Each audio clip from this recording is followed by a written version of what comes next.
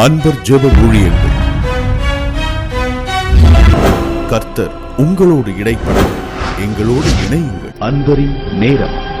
இயேசுவே அல்லாமல் ரட்சிப்பு இல்லை, அவரே அல்லாமல் வாழ்க்கையும் இல்லை. இயேசுவே அல்லாமல் ரட்சிப்பு இல்லை, அவரே அல்லாமல் வாழ்க்கையும் இல்லை. உந்தனின் மீட்புக்காய் குருதியை சிந்தினார், இறுதி வரை உன்னை காப்பவர் அவரே. இயேசுவே அல்லாமல் ரட்சிப்பு இல்லை, அவரே அல்லாமல் வாழ்க்கையும் இல்லை.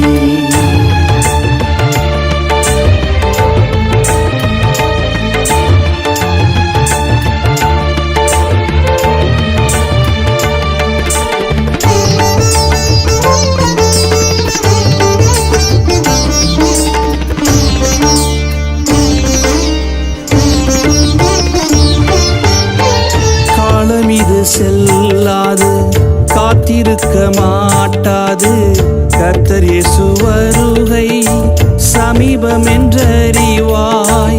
காலம் இது செல்லாது காத்திருக்க மாட்டாது, கர்த்தர் இயேசு வருகை சமீபம் என்றறிவாய். உலகத்தின் சீற்றும்பம் சீக்கிரம் அழியும், உனக்காய் ஜீவன் தந்த இயேசுதான் வாழ்வே. இயேசுவே அல்லாமல் ரட்சிப்பு இல்லை, அவரே அல்லாமல் வாழ்க்கையும் இல்லை.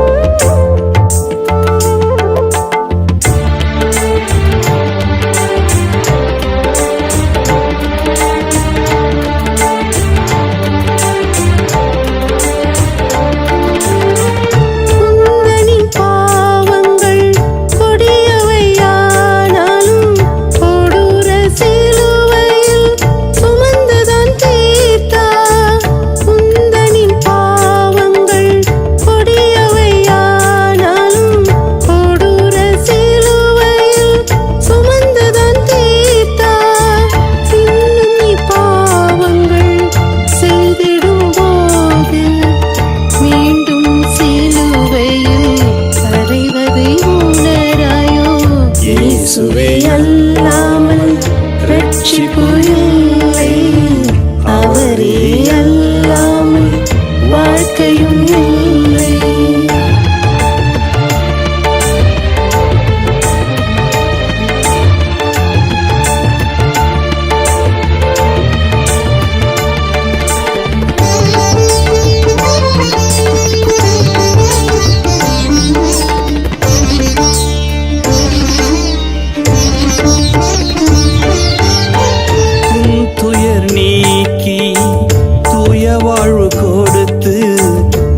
பாடி மகிழும் வாழ்வை தான் தருகிறார். உன் துயர் நீக்கி துய வாழ்வு கொடுத்து துதி பாடி மகிழும் வாழ்வை தான் தருகிறார். இரு கரம் நீட்டி இயேசு உன்னை அழைக்கிறார். ரட்சிக்கப்படுவாயா, வருகையில் இருப்பாயா? இயேசுவே அல்லாமல் ரட்சிப்பு இல்லை, அவரே அல்லாமல் வாழ்க்கையும் இல்லை. இயேசுவே அல்லாமல் ரட்சிப்பு இல்லை, அவரே அல்லாமல் வாழ்க்கையும் இல்லை.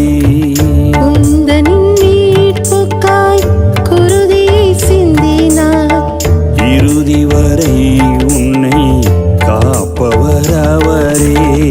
இயேசுவே அல்லாமல் ரட்சிப்பு இல்லை, அவரே அல்லாமல் வாழ்க்கையும் இல்லை.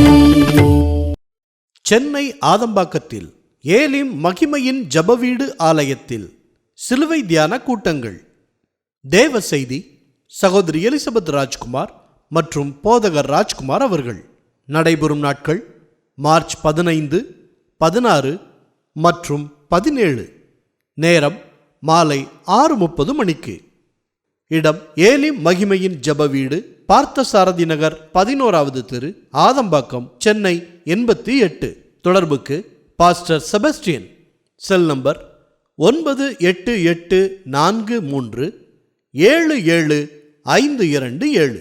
இயேசு கிறிஸ்துவின் சிலுவை பாடுகளை குறித்து தியானிக்கும் இந்த கூட்டத்தில் கலந்து கொண்டு தேவ ஆசீர்வாதம் பெற்றுக்கொள்ளுங்கள். சென்னை அண்ணாநகர் மேற்கு பாடி புதுநகரில் அமைந்துள்ள இயேசு விசாரிக்கிறார் அசம்பிளியில் சிறப்பு உபவாச கூட்டம். தேவ செய்தி சகோதரி எலிசபெத் ராஜ்குமார் மற்றும் போதகர் ராஜ்குமார் அவர்கள். நடைபெறும் நாள் மார்ச் 16ஆம் தேதி சனிக்கிழமை. நேரம் காலை 10 மணி முதல் மதியம் 1 மணி வரை. தொடர்புக்கு pastor Iraianbu V John. Cell number 9841132981.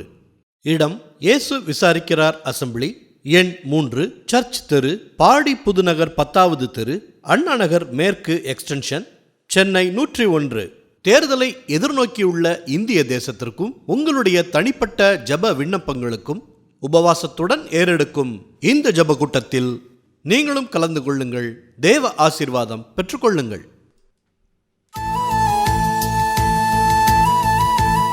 1 கொரிந்தியர் 1:23 அதுல முக்கியமாய் சொல்லப்பட்டிருக்கிற காரியம் என்ன? நாங்களோ சிலுவையில் அறையப்பட்ட கிறிஸ்துவை பிரசங்கிக்கிறோம். சிலுவையில் அறையப்பட்ட கிறிஸ்துவை பிரசங்கிப்பதற்கு தான் இந்த கூட்டங்களை கர்த்தர் கொடுத்திருக்கிறார். இதன் மூலமாய் அநேக வார்த்தைகள் நம்மை தேடி தேடி வந்து கொண்டே இருக்கிறது. ஆமென். இன்றைக்கும் நீங்கள் எவ்வளவு ஆவலாக எதிர்பார்ப்போடு ஜெபத்தோடு நீங்கள் சிலுவையில் அறையப்பட்ட ஆண்டவர் இயேசு கிறிஸ்துவை அன்றை பிரசங்கிக்கிற இந்த நாளிலே உம்முடைய வார்த்தைகள் எனக்கு வரட்டும் நீங்க கேட்டுக்கொண்டிருக்கிறீர்களோ, கர்த்தர் உங்களுக்கு நிச்சயமாக பேசுவார். ஆமென். கலாத்தியர் 6ஆம் அதிகாரத்தின் 14ஆம் வசனம் பாருங்க. நானும் நம்முடைய கர்த்தராகிய இயேசு கிறிஸ்துவின் சிலுவையை குறித்து அல்லாமல் வேறொன்றை குறித்தும் மேன்மை பாராட்டாமல் இருப்பேனாக. ஹல்லேலூயா. அவர் தனக்கே சொல்லிக்கிற ஒரு வார்த்தை நம்மளாம் சொல்லிக்கணும். நம்ம பல நேரத்துல பல காரியத்தை குறித்து மேன்மை பாராட்டுவோம். அதான் வேதம் என்ன சொல்லுகிறது? சில ரதங்களை குறித்தும் குதிரைகளை குறித்தும் மேன்மை பாராட்டுவோம். ஆனா நாம எங்க கர்த்தருடைய நாமத்தை குறித்து தான் மேன்மை பாராட்டுகிறவர்கள். அப்ப சிலுவையை குறித்து மேன்மை பாராட்டுகிற காரியம் அந்த கிருபையின் நாட்களிலே அந்த சத்தியங்களை கேட்பதற்கு ஆண்டவர் நமக்கு கிருபை கொடுத்திருக்கிறார். அல்லேலூயா. அப்போ இந்த சிலுவை என்று சொல்லும் பொழுதே இயேசு கிறிஸ்து நமக்காக சிந்தின ரத்தத்தை நாம் என்ன செய்றோம்? நம்ம விசுவாசிக்கிறோம். ஆமென். அல்லேலூயா. அந்த சிந்தப்பட்ட பரிசுத்த ரத்தம் இல்லைன்னா இன்னைக்கு நம்ம இங்க கூடி வந்திருப்போமா? நம்ம எல்லாம் எங்கெங்கயோ சுத்திட்டு இருந்திருப்போம் இல்லையா? கர்த்தர் நம்ம எல்லாம் கூட்டி சேர்த்திருக்கிறார்.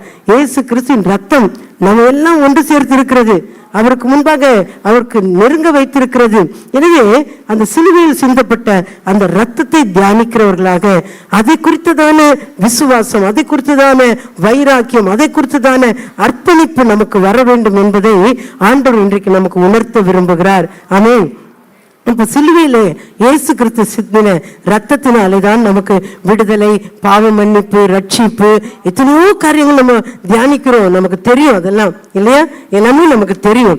அப்போ இந்த ரத்தம் ஆண்டவர் சிலுவையிலே சிந்துவதற்கு முன்பாக ஒரு காரியத்தை நாம் வேதத்திலே பார்க்க போகிறோம். வாசிக்கலாம். லூக்கா சுவிசேஷம் 22ஆம் அதிகாரத்திலே நாம் 42ஆம் வசனத்திலிருந்து 44ஆம் வசனம் வரைக்கும் பார்க்கும் பொழுது, பிதாவே உமக்கு சித்தமானால் இந்த பாத்திரம் என்னை விட்டு நீங்கும்படி செய்யும், என்னுடைய சித்தத்தின்படி அல்ல, என்னுடைய சித்தத்தின்படி அல்ல, உம்முடைய சித்தத்தின்படியே ஆக கடவது என்று ஜெபம் பண்ணினார். அப்பொழுது வானத்திலிருந்து ஒரு தூதன் தோன்றி அவரை பலப்படுத்தினான். அவர் மிகவும் வியாகுலப்பட்டு, பாருங்க, அவர் மிகவும் வியாகுலப்பட்டு அதிக ஊக்கத்தோட ஜெபம் பண்ணினார். அதிக ஊக்கத்தோட முன்ன முன்னைய காட்டிலும் அதிக ஊக்கத்தோட ஜெபம் பண்ணினார். அவருடைய வேர்வை இரத்தத்தின் பெருந்துளிகளாய் தரையிலே விழுந்தது. இயேசு கிறிஸ்து நமக்காக சிலுவையிலே கடைசி துளி ரத்தம் வரைக்கும் சிந்தினார். ஆமென். அந்த ரத்தத்தை கடைசி துளி ரத்தம் வரைக்கும் அவர் நமக்காய் அடிக்கப்பட்டார், நொறுக்கப்பட்டார். அவர் நமக்காய் காயங்களை ஏற்றுக்கொண்டார், ஆணி கடவப்பட்டார். அப்ப கடைசி துளி ரத்தம் வரைக்கும் விழாவிலே குத்தப்பட்ட பொழுது கடைசியா இருந்த ரத்தமும் வெளியே வந்துருச்சு. கடைசி துளி ரத்தமும் சிந்தினார். அதற்கு முன்பாகவே அவர் ஆரம்பத்தில் முதல்ல ரத்தத்தை அந்த துளியை சிந்தினார். எப்ப சிந்தினார் என்பதை தான் நம்ம பார்க்கிறோம். அங்கே அவருடைய ரத்தத்தின் அந்த ரத்தமானது வேர்வை துளிகளாய், வேதம் சொல்லுகிறது பெருந்துளிகளாய், ரத்தத்தின் பெருந்துளிகளாய் அது தரையிலே விழுந்ததாம். அப்போ அந்த அளவுக்கு அவருடைய சரீரத்தில் இருந்து அந்த இரத்த நாளங்கள்லாம் உடைக்கப்பட்டு அந்த வேர்வையில ரத்தம் வரக்கூடிய அளவுக்கு அவருக்கு என்ன காரியம் இருந்தது என்பதை நீங்க கொஞ்சம் கவனிச்சீங்கன்னா அந்த 22ஆம் அதிகாரம் லூக்காவில் 42ஆம் வசனத்துல அவர் கேட்கிறார், ஆண்டவர்கிட்ட ஜெபம் பண்றாரு, உமக்கு சித்தமானால் இந்த பாத்திரம் என்னை விட்டு நீங்கும்படி செய்யும், ஆயினும் என்னுடைய சித்தத்தின்படி அல்ல உங்களுடைய சித்தத்தின்படியே எனக்கு ஆக கடவுது. அப்போ தேவ சித்தத்துக்காக அவர் சொல்றாரு, ஒருவேளை என்னை விட்டு நீங்கட்டும், ஆனா என் சித்தம் வேண்டாம், ஆண்டவரே உங்களுடைய சித்தத்தின்படி ஆக கடவுது என்று சொல்லி ஜெபம் பண்ணினார். அதன் பிறகு பார்க்கிறோம் அவர் இன்னும் வியாகுலப்படுகிறார். அவர் மிகவும் வியாகுலப்பட்டு அதோடு கூட அதிக ஊக்கத்தோடே ஜெபம் பண்ணினார். அப்பனா எவ்வளவு அந்த வியாகுலம், எவ்வளவு ஊக்கமுள்ள ஜெபம், அப்படியே அவருடைய ரத்தம் வேர்வையா வர்ற அளவுக்கு பிரியமானவர்களே அந்த விதமாக அந்த ரத்தத்தின் பெருந்துளிகளை நமக்காக சிந்தினார். இன்றைக்கு நாம் இந்த சிலுவை தியான கூட்டங்களிலே ஒருவேளை நீங்கள் பல ஆண்டுகளாக இந்த கூட்டங்களிலே பங்கெடுக்கிறவர்களா இருக்கலாம், அல்லது நீங்கள் புதிதாய் வந்தவர்களா இருக்கலாம். ஒருவேளை இந்த சிலுவை தியான கூட்டங்களை ஆன்லைன் மூலமாய் கவனித்துக் கொண்டிருக்கிற ஏராளம் பேர் இருக்கலாம். நம்முடைய வாழ்க்கை கொஞ்சம் யோசித்து பார்க்கும் பொழுது பலமுறை நமக்கு ஒவ்வொரு வருஷமும் நமக்கு இந்த லென்த் டேஸ் என்ற நாட்கள், தபசு காலம் என்ற நாட்கள் வருகிறது இல்லையா? 40 நாட்கள். இந்த நாட்களிலே உலகம் முழுவதும் இதை குறித்து தியானம் பண்ணுகிறோம், ஜெபிக்கிறோம், எல்லாம் இருக்கிறது. ஆனால் நாம் யோசிக்க வேண்டிய காரியம், இந்த சிலுவை தியான கூட்டத்துக்கு பிறகு இந்த வாழ்க்கையில் என்ன மாற்றம் வருகிறது? நாம் என்ன மாற வேண்டும் என்று ஆண்டவர் விரும்புகிறார்? என்னிடத்தில் எப்படிப்பட்ட மாற்றங்களை கர்த்தர் எதிர்பார்க்கிறார்?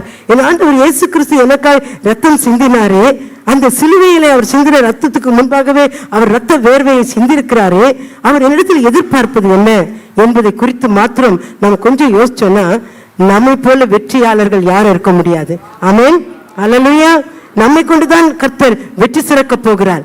நம்மை கொண்டுதான் இருளின் அதிகாரங்களை அழிக்க போகிறார். நம்மை கொண்டுதான் வெளிச்சத்தை தேசங்களுக்கு கொண்டு போக விரும்புகிறார். ஆமென், அல்லேலூயா.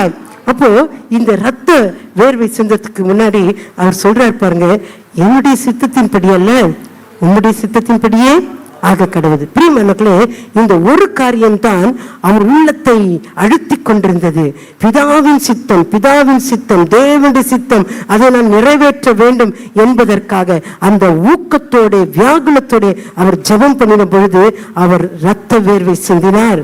அந்த ரத்தத்தின் பெருந்துளிகள் விழுந்தது.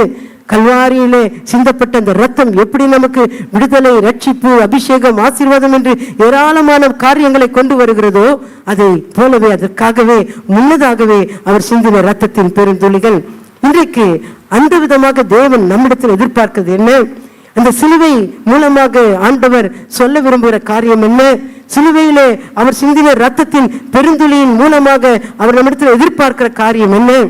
நான் ஊக்கத்தோடு ஜெபம் பண்ணினேன், மிகுந்த வியாகுலத்தோடு ஜெபம் பண்ணினேன், தேவனுடைய சித்தத்தை நிறைவேற்றுவதற்காக. ஆமென். இன்றைக்கு நானும் கூட இந்த கடைசி காலங்களிலே ஒருவேளை இன்னும் எத்தனை காலம் இந்த சிலுவை தியான கூட்டங்கள் எல்லாம் கடந்து செல்ல போகிறோம் தெரியாது. அவ்வளவு கடைசி காலத்துல வந்து விட்டோம். இன்னும் ஒரு தலைமுறை இருக்குமா சொல்ல முடியாது. அப்படிப்பட்ட கடைசி காலத்துல வந்து விட்டோம். இந்த கடைசி காலங்களில் ஆண்டவர் நம்மிடத்தில் எதிர்பார்த்து என்னது தெரியுமா?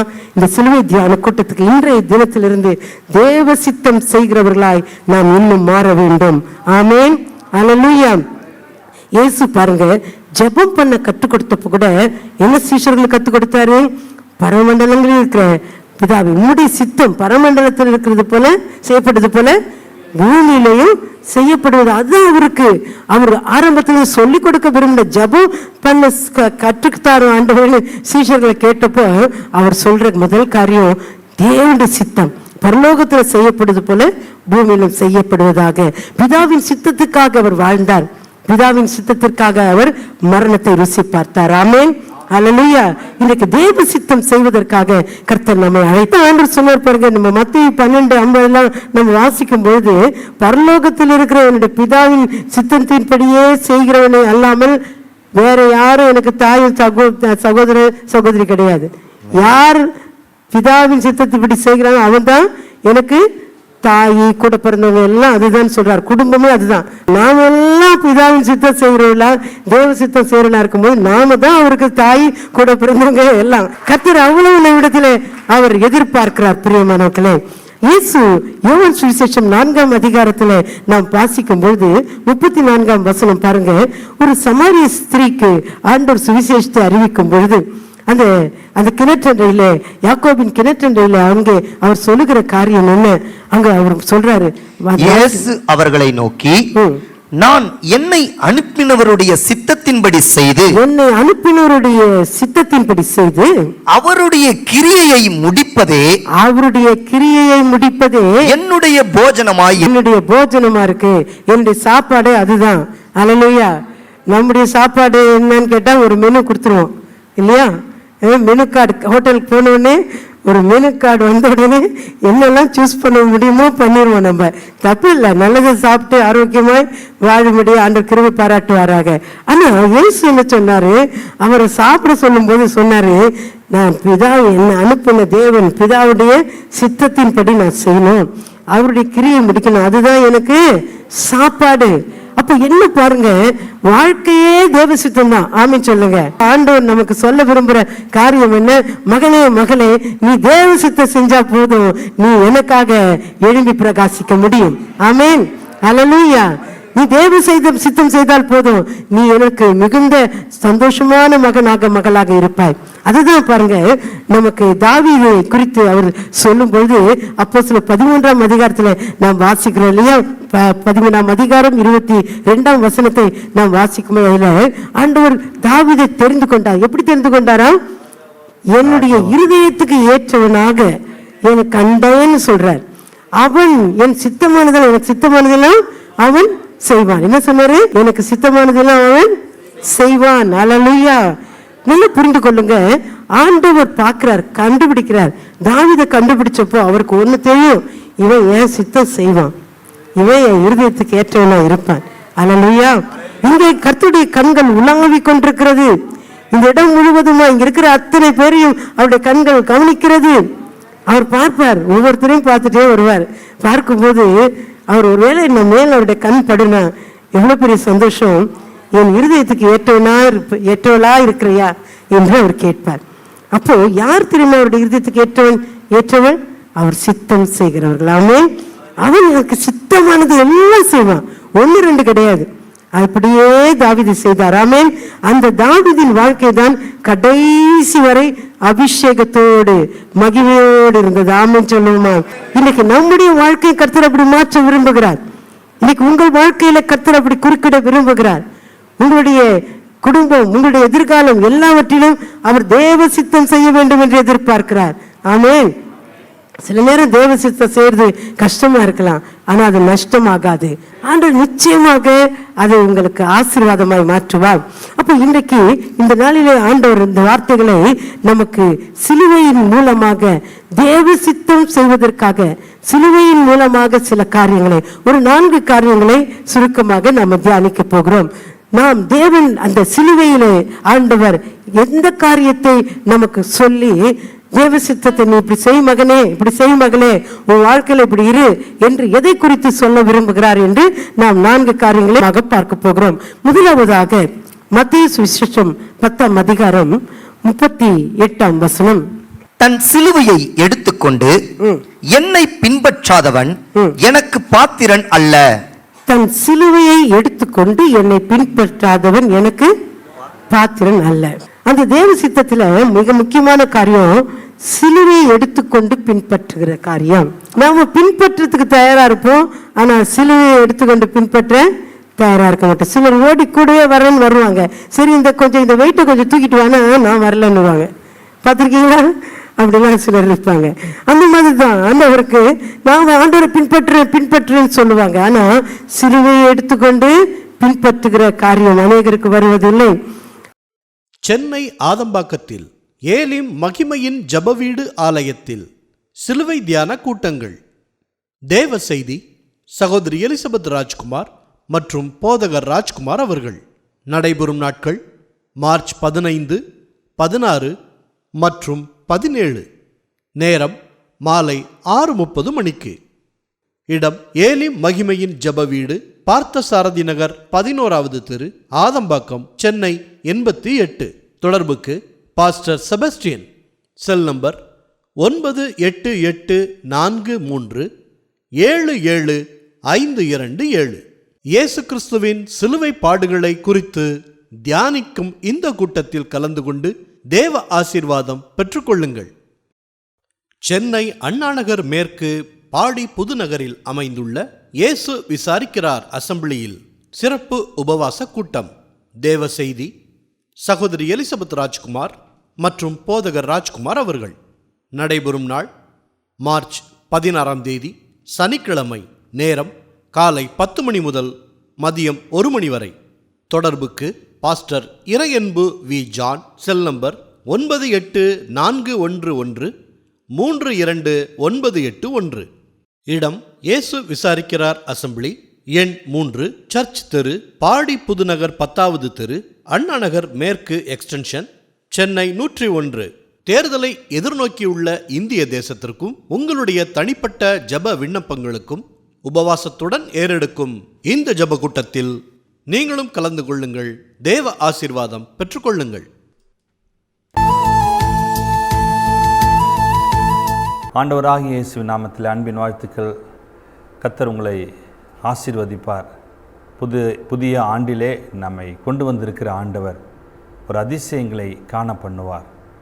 எகிப்திலிருந்து புறப்பட்ட பொழுது ஜனங்களுக்கு காத்திருந்த பெரிய அதிர்ச்சி. செங்கடல் முன்பாக நின்றதல்லவா? அவர்கள் அதை கடந்து போக மிகுந்த வேதனையோடு இருந்திருப்பாங்க. இப்படிப்பட்ட ஒரு சூழ்நிலை வந்துடுச்சே, விடுதலையோடு நாங்கள் புறப்பட்டு விட்டோம் என்று மகிழ்ச்சியாக இருந்தோம். ஆனால் எதிர்பாரா விதமாய் இன்றைக்கு கடல் முன்பாய் நின்று கொண்டிருக்கிறது என்று. ஆனால் ஆண்டவருக்கு தெரியும், கடலுக்குள்ளே ஒரு அதிசயம், கடலுக்குள்ளே ஒரு அற்புதம் நடக்கப் போகிறதை அறிந்திருந்தார். கடலுக்குள்ளே ஒரு வெட்டாந்தரை, அது நம் கண்களுக்கு தெரியாது. கடலுக்குள்ளே ஒரு பெரிய அதிசயம் நடப்பது நமக்கு தெரியாது. ஆனால் ஆண்டவர் அறிந்து வைத்திருக்கிறார். இன்றைக்கு ஆண்டவர் உங்களுக்கு சொல்லுகிறார், கடல் மாறி செங்கடல் மாறி பிரச்சனைகளை பெரிதாய் பிசாசம் காண்பித்து கொண்டிருக்கலாம்.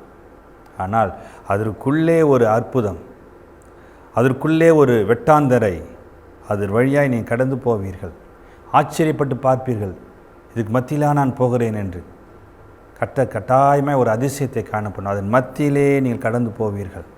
ஒரு அதிசயம் நடக்கும். பிரச்சனைகள் மத்தியிலே நீங்கள் கடந்து செல்வீர்கள். கர்த்தர் உங்களை கரம் பிடித்து நடத்துவார், உங்களோடு கூட இருப்பார். பெரிய ஒரு அதிசயம் நடக்கும் உங்கள் வாழ்க்கையில். போராட்டத்தின் மத்தியிலே நீங்கள் போவதை போன்றிருக்கலாம். கடன் பிரச்சனை மத்தியிலே, குடும்ப பிரச்சனை மத்தியிலே நீங்கள் போவதை போல் இருக்கலாம். அதற்கு நடுவிலே கர்த்தர் உங்களோடிருந்து வெட்டாந்தலை நடந்து உங்களை போகச் செய்வார். ஒரு அதிசயம் நடப்பதை பார்ப்பீர்கள். இன்று நாம் ஜெபிக்க போகிறோம். உங்களுக்காக கர்த்தர் வழிகளை திறப்பதை பார்ப்பீர்கள். மீகாவில் சொன்னபடி தடைகளை தகர்க்கிறவர் ஒரு முன்னே செல்வார். இன்றைக்கு விசுவாசிக்கிறீங்களா? எதிர்பார்க்குறீங்களா? நம்பிக்கையை காத்திருக்கிறீங்களா? நிச்சயமாய் ஆண்டவர் ஒரு அற்புதம் செய்ய போகிறார். நிச்சயமாய் ஒரு விடுதலை உண்டு. உன் நம்பிக்கை வீண் போகாது. இந்த பிரச்சனைக்கு பிறகு அதிசயம் நடந்தது என்று தேவாதி தேவனை மகிமைப்படுத்துவீர்கள். கர்த்தர் அதை செய்வார். இன்றைக்கு நாம் ஜெபிக்க போகிறோம். கண்களை மூடி நாம் ஜெபிப்போமா? அதிசயங்கள் செய்கிறவர் நம் அருகில் இருக்கிறார். அற்புதங்கள் செய்கிறவர் என்றும் நமக்குள் வசிக்கிறார். தண்ணீரை இரத்தமாய் மாற்றினார் அதிசயம். தண்ணீரை இரத்தமாய் மாற்றினார் அதிசயம். வெறும் தண்ணீரை திராட்சரசமாய் மாற்றினார் அதிசயம். வெறும் தண்ணீரை திராட்சரசமாய் மாற்றினார் அதிசயம். அதிசயங்கள் செய்கிறவர் நம் அருகில் இருக்கிறார். அற்புதங்கள் செய்கிறவர் என்றும் நமக்குள் வசிக்கிறார். ஆண்டவர் உங்களுக்குள்ளே இருக்கிறார். விசுவாசத்தை அனல் மூட்டி கொண்டிருக்கிறார். இப்பொழுது செங்கடல் போன்ற பிரச்சனை சந்தித்து கொண்டிருக்கிறேன் என்று கண்ணீரோடு இருக்கிறீர்களா? வழி திறக்கப்படாமல் இருக்கிறது என்று எண்ணுகிறீர்களா? செங்கடலுக்குள்ளே ஒரு வெட்டாந்தரை இருப்பதை நீங்கள் அறிவீர்களா? செங்கடலுக்குள்ளே ஒரு வெட்டாந்தரை இருக்கிறது. நீங்கள் நடந்து செல்ல முடியும். இந்த நடந்து செல்லுகிற பொழுது கர்த்தர் கூட இருப்பார். இப்பொழுது ஒரு அற்புதம் நடக்கட்டும். இப்போது ஒரு அதிசயம் நடக்கட்டும். திறக்கப்படாத வழிகள் திறக்கப்படுவதாக. கடினமான இருதயங்கள் உடைந்து அவர்களே சொல்லட்டும், வந்து எனக்காக ஜெபம் பண்ணிட்டு சொல்லட்டும். அப்படிப்பட்டதான அற்புதம் நடக்கும். நீங்கள் பார்ப்பீர்கள். அப்படிப்பட்ட அதிசயம் நடக்கும். அதுதான் அதிசயம் நடக்கும். நம்பவே முடியாத காரியங்களிலே இங்கே இப்படி நடக்கிறது என்று சொல்லுவீர்கள். அப்படிப்பட்டதான அற்புதம் நடக்கும். கர்த்தர் உங்கள் வாழ்க்கையில செய்வார். உங்கள் அதிசயமாய் நடத்தின கர்த்தரை நீங்கள் துதிப்பீர்கள். கர்த்தர் உங்களோடு இருப்பார். ஜெயத்தை இப்பொழுது கட்டளையிடுகிறார். இப்பொழுது வழிகளை திறந்து விடுகிறார். இப்பொழுது ஜெயம் உங்களுக்கு உண்டாகிறது. இப்போது right now in the name of Jesus ஜெயம் உண்டாகிறது. இப்பொழுது வெற்றி உண்டாகிறது. இப்பொழுது கர்த்தர் அதிசயங்களை செய்து கொண்டிருக்கிறார். இப்பொழுது இரவு நேரத்தை செய்து கொண்டிருக்கிறார். ஹல்லேலூயா. தகப்பனே உமக்கு நன்றி. ஆண்டவரே நன்றி அப்பா. எங்கள் ஜெபத்தை நீர் கவனித்ததற்காக நன்றி. பிள்ளைகள் இன்றைக்கி உடைந்து ஜெபித்து கொண்டிருக்கிறார்கள். ஐயோ, எனக்கு ஒரு வழி திறந்தால் நான் சாட்சியாக இருப்பேனே, நன்றி சொல்லி சாட்சி சொல்லுவேனே என்று சொல்லி இப்போது தீர்மானம் எடுக்கிற பிள்ளைகளுக்கு ஒரு அதிசயம் நடக்கிறது. இப்பொழுது அற்புதம் நடக்கிறது அப்பா.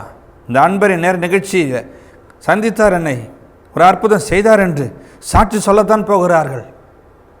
அப்படியே நீ செய்வதற்காக நன்றி. இந்த பிள்ளைகளை சந்தோஷப்படுத்தி ஆசீர்வதியும். இயேசுவின் நாமத்தில் ஆசீர்வதித்து நான் ஜெபிக்கிறேன் எங்கள் நல்ல பிதாவே. ஆமேன், ஆமேன். அன்பர் ஜப ஊழியங்கள் விருத்தாச்சலம், கடலூர் மாவட்டம், தமிழ்நாடு. எங்கள் மொபைல் மற்றும் வாட்ஸ்அப் எண்கள் 9894633923 மற்றும் 9865868439. கர்த்தர் உங்களை ஆசீர்வதிப்பாராக.